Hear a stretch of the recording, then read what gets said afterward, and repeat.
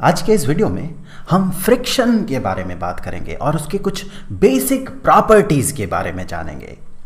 तो फ्रिक्शन को समझने के लिए हमें बैलेंस्ड और अनबैलेंस्ड फोर्सेस को समझना होगा, जो कि हमने लास्ट वीडियो में बात किया था।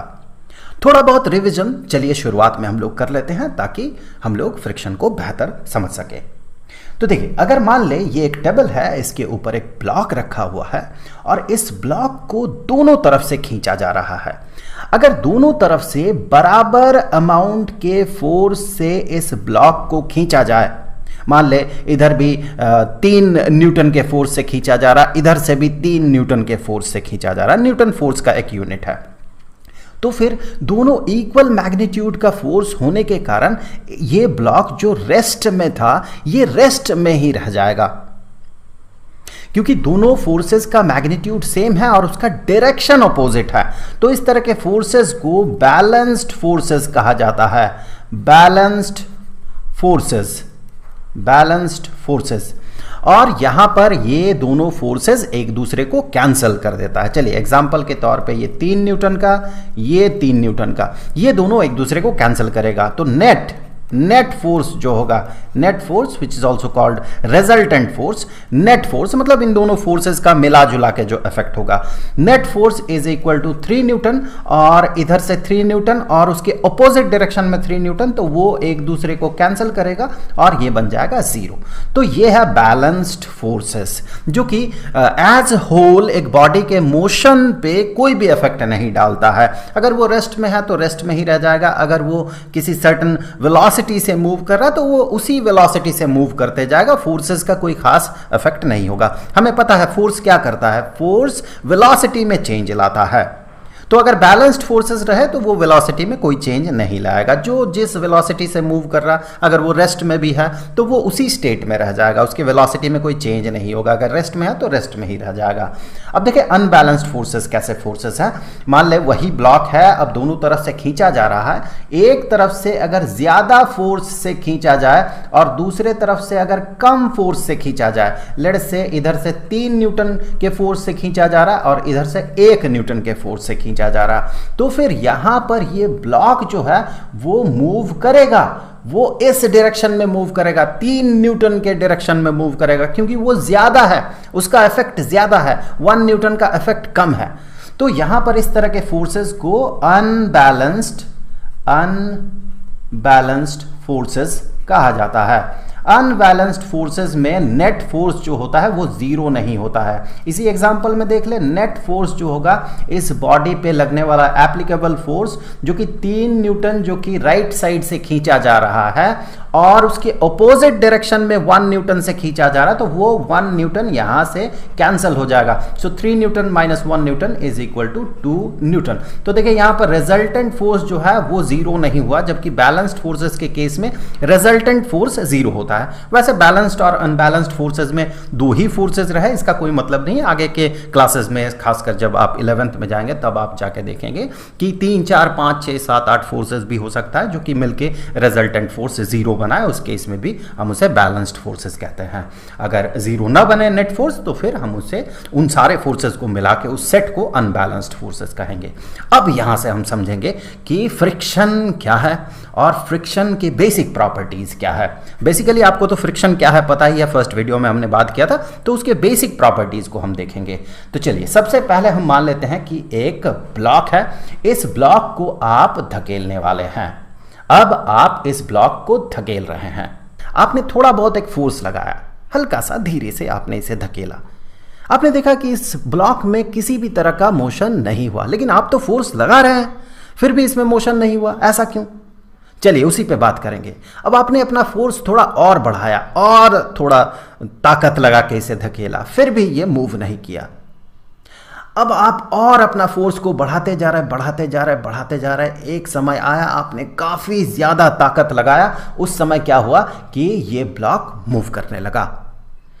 तो आप शुरू से फोर्स लगा रहे थे, शुरू में आपने एक छोटा फोर्स लगाया था, कम फोर्स लगाया था। तो शुरू में आपने एक कम फोर्स लगाया था, लेट्स से कि आपने 1 न्यूटन का फोर्स लगाया था। तो फिर ये ब्लॉक 1 न्यूटन का फोर्स जो लगा, तो ये इस ब्लॉक को तो मूव करना चाहिए था, इस ब्लॉक में एक एक्सेलरेशन आना चाहिए था। मुझे कहना चाहिए इसके वेलोसिटी में चेंज होना चाहिए था, जीरो से एक नॉन जीरो वेलोसिटी आना चाहिए था, क्योंकि फोर्स क्या करता है, वेलोसिटी में चेंज करता है। तो यहां पर जरूर बैलेंस्ड फोर्सेस है, कोई ना कोई फोर्स है छिपा हुआ जो कि हमें शायद दिख नहीं रहा है लेकिन वो एग्जिस्ट कर रहा है, और जो कि इस 1 न्यूटन वाले आपके लगाए हुए 1 न्यूटन वाले फोर्स को कैंसिल कर रहा है। वो फोर्स है फ्रिक्शनल फोर्स। फ्रिक्शनल फोर्स कहाँ अप्लाई होता है? जब कोई बॉडी मूव करने के टेंडेंसी में होता है या फिर मूव करता है, तो वो जिस सरफेस के कांटेक्ट में रहता है, जहां कांटेक्ट रीजन है, उस कांटेक्ट रीजन में फ्रिक्शनल फोर्स अप्लाई होता है। तो यहां पर ये जो फ्रिक्शनल फोर्स है, हम लोगों ने पिछले वीडियो में बात किया था कि फ्रिक्शनल फोर्स जो है इसका टेंडेंसी यही होता है कि अगर कोई बॉडी मूव करे तो उसके मोशन को वो कम करेगा, या फिर एक बॉडी अगर मूव करने के टेंडेंसी में हो, जैसे ये बॉडी अभी इस डायरेक्शन में मूव करना चाहता है तो इसका टेंडेंसी है इस तरफ जाने का, तो फ्रिक्शनल फोर्स उसके ऑपोजिट डायरेक्शन में काम करता है और इसके मोशन को होने नहीं देता है। जब तक इसका कैपेबिलिटी है फ्रिक्शनल फोर्स का, जब तक ये हो सकता है इसके द्वारा, तब तक ये इसके मोशन को रोकता है। तो यहां पर आप जो 1 न्यूटन का फोर्स इस ब्लॉक पे लगा रहे थे, ये फ्रिक्शनल फोर्स भी 1 न्यूटन का ही यहां पर क्रिएटेड हो जाता है। तो ये दोनों फोर्सेस एक बैलेंस्ड फोर्सेस बनाता है, जिसके कारण कि ये बॉडी मूव नहीं कर पाता है। अब आप इसका जो मैग्नीट्यूड है, जो आप फोर्स लगा रहे हैं उसका जो मैग्नीट्यूड है, आपने उसे बढ़ाया और 2 न्यूटन का कर दिया। तो फोर्स को 2 न्यूटन करने के बावजूद आपने देखा कि ये ब्लॉक मूव नहीं कर रहा है। ऐसा क्यों?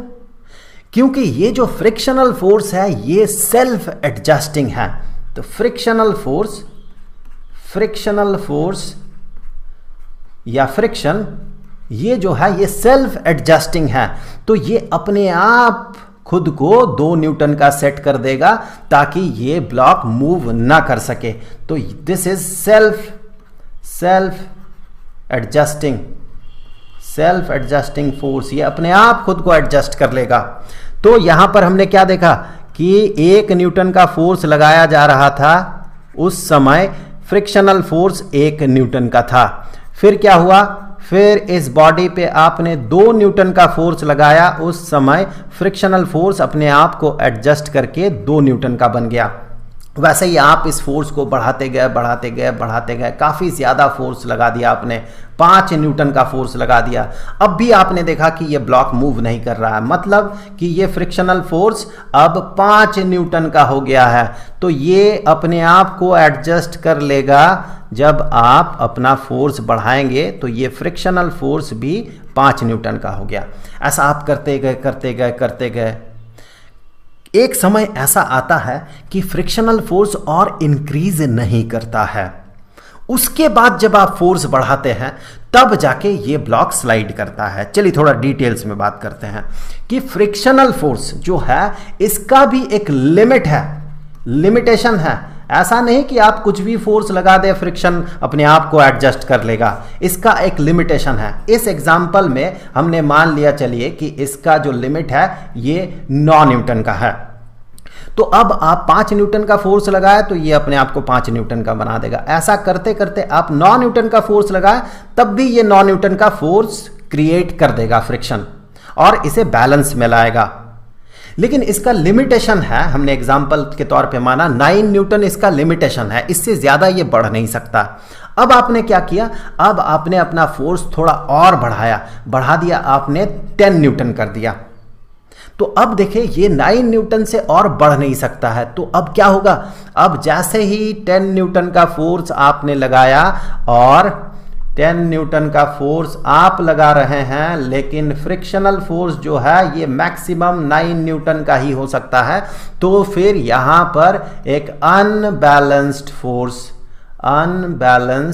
फोर्सेस का हमें एक सेट दिखेगा कि 10 न्यूटन इस तरफ, 9 न्यूटन उसके ऑपोजिट डायरेक्शन में फ्रिक्शनल फोर्स। तो यहां पर जो नेट फोर्स होगा ये नेट फोर्स ये देखें 10 newton minus 9 newton is equal to 1 newton का होगा। और ये जो 1 न्यूटन का नेट फोर्स है उसका टेंडेंसी क्या होगा, वो किस डायरेक्शन में होगा, ऑब्वियसली ग्रेटर फोर्स के डायरेक्शन में होगा। So net force is in this direction और ये 1 न्यूटन का होगा, दिस इज नेट फोर्स। तो ये ब्लॉक पे अब नेट फोर्स 1 न्यूटन का लगने लगा, जिसके कारण ये बॉडी जो है ये अब मोशन में आ जाएगा और इसका वेलोसिटी चेंज होगा, जो कि इसका वेलोसिटी अभी 0 है। अब जैसे ही आपने 10 न्यूटन का फोर्स लगाया, इस पर नेट फोर्स 1 न्यूटन का हुआ और ये तब मूव करने लगेगा। अब मैं आपको बता दूं कि यहाँ इससे पहले जो ये एग्जांपल्स थे जहाँ पर कि आप जो फोर्स लगा रहे थे फ्रिक्शनल फोर्स उसे अपोज कर रहा था और कैंसिल कर रहा था, ये सारे एग्जांपल्स बैलेंस्ड फोर्सेस का एग्जाम्पल था। तो आई होप कि ये वीडियो आपके लिए हेल्पफुल रहा होगा। अब अगले वीडियो का लिंक आपको यहाँ पर स्क्रीन पे मिल जाएगा। अब जाते जाते मैं आपको बता दूं कि इस पूरे चैप्टर का जो प्लेलिस्ट है उसका लिंक आपको नीचे डिस्क्रिप्शन में मिलेगा। तो आई होप कि अगले वीडियो में फिर मुलाकात होगी। तो मिलेंगे आपसे अगले वीडियो में, तब तक के लिए खुश रहें। Good bye.